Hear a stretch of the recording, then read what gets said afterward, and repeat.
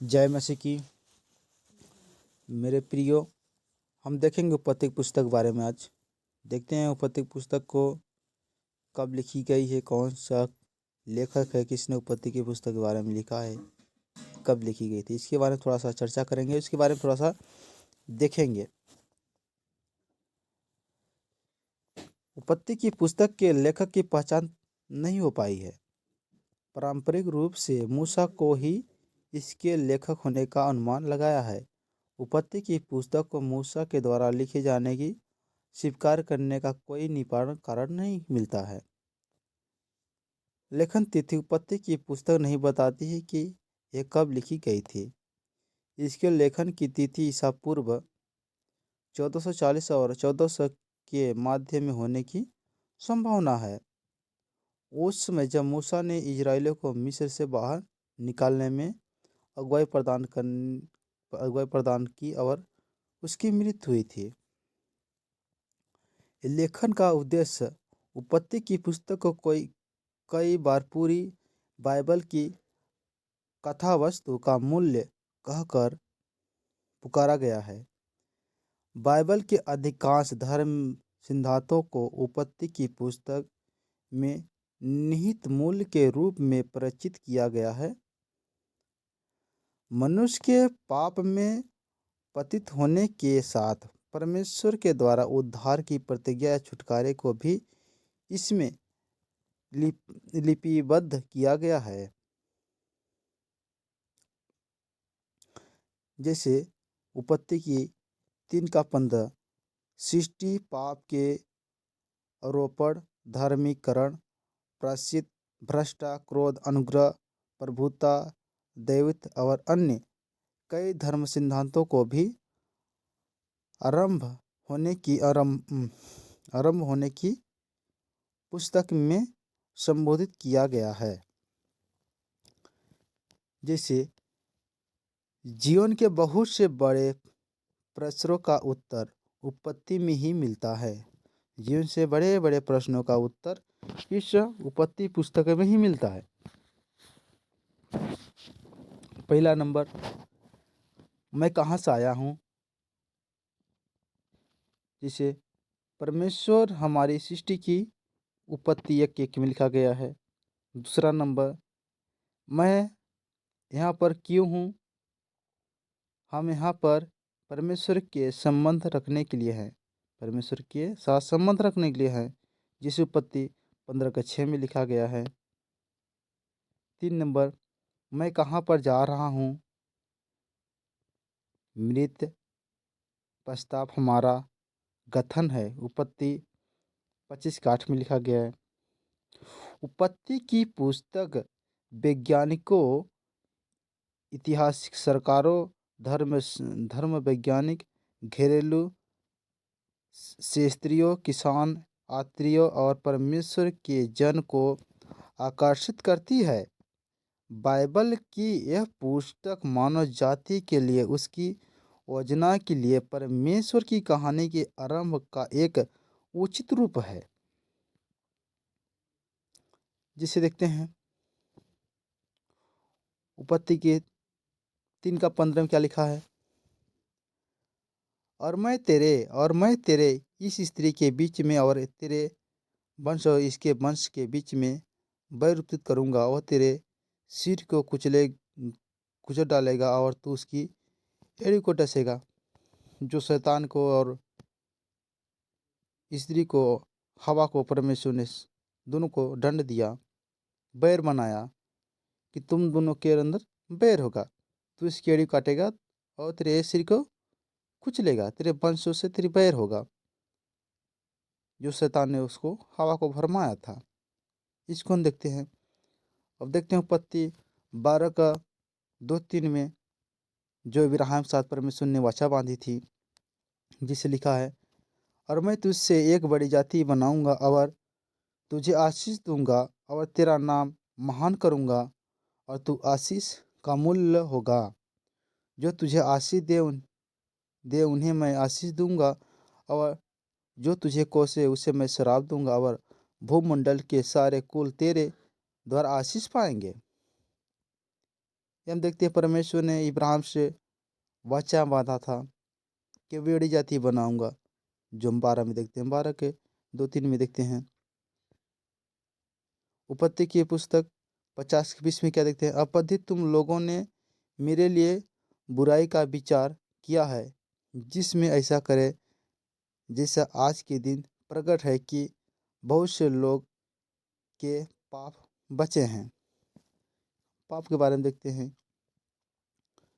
अगले देखते हैं संचित संसार, संचित संसार। उत्पत्ति की पुस्तक को 2 खंडों में विभाजित किया जा सकता है। आदिकालीन इतिहास और कुलपतियों का इतिहास।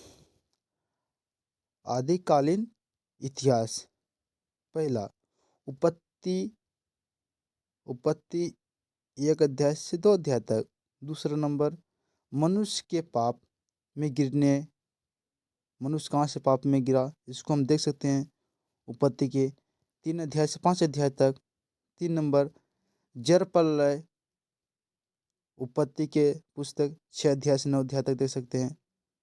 और 4 नंबर देख सकते हैं बिखर जाने का, उत्पत्ति 10 अध्याय में जो बिखर गए, इन सारी चीज़ों को हम देख सकते हैं।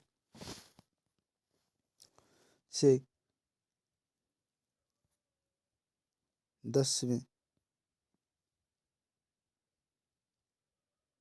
11 कुलपतियों का इतिहास 4 बड़े लोगों के जीवन का वर्तमान लिपस्टिक करता है। जैसे पहला इब्राहिम, जो हम 12 के 25-60 में देख सकते हैं। दूसरा इसहाक, जो उत्पत्ति की 21 और 35 के 29 में देख सकते हैं। तीसरा याकूब, जो उत्पत्ति के 25 21 और 50 के 14 में देख सकते हैं। और उस उत्पत्ति में 30 और 30 के 22, 50 के 26 में देख सकते हैं। जो कुलपतियों का इतिहास 4 बड़े लोगों के जीवन का वर्तमान लिपिस्थ करता है। ये 4 लोग हैं कुलपतियाँ, इनके बारे में देख सकते हैं। परमेश्वर ने ऐसे ब्रह्मांड की रचना की थी जो अच्छा और पाप से स्वतंत्र था। परमेश्वर ने मनुष्य की सृष्टि उसके साथ व्यक्तित्व संबंध रखने के लिए की थी। आदम हवा ने पाप किया और परिणाम स्वरूप बुराई और मृत्यु को इस संसार में ले आए। बुराई बड़ी तेजी के साथ अब तक बढ़ती चली गई, जब तक कि इस संसार में केवल एक ही परिवार नहीं रह गया जिसमें परमेश्वर ने भलाई को पाया। परमेश्वर ने जल प्रलय को बुराई को मिटाने के लिए भेज दिया, परंतु नूह और उसके परिवार को पशु समेत जहाज में जाने के द्वारा बचा लिया। जल प्रलय के पश्चात मनुष्य फिर से बढ़ने लगे और पूरे संसार में फैल गए। परमेश्वर ने इब्राहिम को चुन लिया कि उसके द्वारा वो उसके चुने हुए लोगों की सृष्टि करे और आखिर प्रतिज्ञा किए हुए मसीह को भेजे। चुने हुए अंश की रेखा इब्राहिम के पुत्र इसहाक और तब इसहाक के पुत्र याकूब के साथ आगे बढ़ी। परमेश्वर ने याकूब का नाम इजराइल में परिवर्तित कर दिया और उसके 12 पुत्र हुए, जो इजरायली 12 गोत्रों के पुरजोन बन गए। अपनी सुरक्षिता में परमेश्वर ने याकूब के पुत्र को यूसुफ के भाइयों के द्वारा धोखे से भरे हुए कार्य के कारण मिस्र में भेजा दिया। वह कार्य उसके भाइयों के द्वारा उसकी बुरा करने की मनसा से किया गया था, परंतु परमेश्वर की ओर से भलाई की मनसा से था। और अंत याकूब और उसके परिवार के यूसुफ के द्वारा विनाशकारी अकाल से बचाया गया, जो मिस्र में एक बड़े पद पर पहुंचा चुका था। देखते हैं यूसुफ के बारे में, जो बड़े पद पर बैठा। हम सब सारी चीज़ों को उत्पत्ति पुस्तक में देख सकते हैं, जिसे प्रत्यक्ष नए नियम के बहुत से विषय उत्पत्ति में ही निहित हैं। यीशु मसीह जो स्त्री का वंश है, वो शैतान की शक्तियों को नष्ट करेगा, कर देगा। जो परमेश्वर ने वहाँ बोला था, तेरी एड़ी को तू इसकी एड़ी डसेगा और तेरे सर को कुचलेगा। तो स्त्री का वंश कहूँगा यीशु। अब यीशु ही वो शैतान की शक्तियों को नष्ट कर देगा, जिसको देखते हैं उत्पत्ति 3 के पत्र में जो परमेश्वर ने बोला था। जैसे कि यूसुफ के साथ परमेश्वर की मनुष्य के लिए उसके पुत्र के बलिदान के द्वारा की जाने वाली भलाई की योजना उसकी भलाई के लिए ही थी। उपति वे जिन्हें यीशु को क्रूसित किया था, उनकी मंशा उसके लिए बुराई की चाहती थी। नूह और उसके परिवार के बचे हुए लोगों में से थोड़े ही थे जिनका चरित्र बाइबल में किया गया है। डरावनी विषय और कठिन प्रवृत्ति के होने के पश्चात भी परमेश्वर ने सदैव ही स्वयं के नियुक्त विश्वास से बचे हुए लोगों को संभाले रखा। इजराइलियों के बचे हुए लोग बेबीलोन की बंधुआई के पश्चात अशुलम में वापस लौट आए और परमेश्वर ने यशायाह और यिर्मयाह में वर्णित सभी सावधानियों से बचाते हुए बचे हुए लोगों को संभाल कर रखा। इजेबेल के क्रोध से 7,000 बचे हुए याजक छिपे हुए थे। परमेश्वर ने प्रतिज्ञा करता है कि बचे हुए यहूदी किसी दिन अपने सच्चे मसीह को अपना लेंगे। जिसे लिखा है रोमियो 11 में। यहूदी और अन्य जाति दोनों ही के लिए इब्राहिम के द्वारा प्रायश्चित विश्वास परमेश्वर की ओर से वरदान और उद्धार होगा, जिसे इफिसियों 2 के 8-9 में लिखा है, इब्रानियों 11 में। व्यवहारिक शिक्षा। उत्पत्ति की पुस्तक का व्यापक विषय परमेश्वर का सर्वसत्ताकालीन से अस्तित्व में होना और उसके द्वारा इस संसार की सृष्टि किया जाना है। परमेश्वर के अतिरिक्त का बचाव करने के लिए लेखक ने किसी तरह की कोई प्रशंसा नहीं की है। यह तो बड़ी सरलता से कहता है कि परमेश्वर सबके ऊपर समर्थित रूप से विद्यमान है, सदैव से था और सदैव के लिए रहेगा। ठीक इसी तरह से हमारा भरोसा उत्पत्ति की सच्चाई में उन लोगों के दावे के पश्चात भी है जो हमें इनकार कर देते हैं। संस्कृति, राष्ट्रीय या भाषा चाहे कुछ भी क्यों न